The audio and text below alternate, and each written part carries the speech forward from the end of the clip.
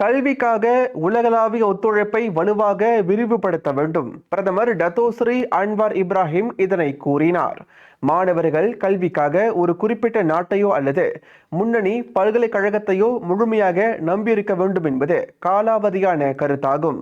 Brazil அதிபர் Luiz Inacio Lula டா சில்வாவுடன் நடந்த சந்திப்பில் விவாதிக்கப்பட்ட தலைப்புகளில் இந்த விஷயமும் அடங்கும். கல்வி அடிப்படையில் ஆராய்ச்சி மேம்பாட்டுத் துறையில் ஒத்துழைப்பை ஏற்படுத்தவும் நாங்கள் ஒப்புக்கொண்டோம்.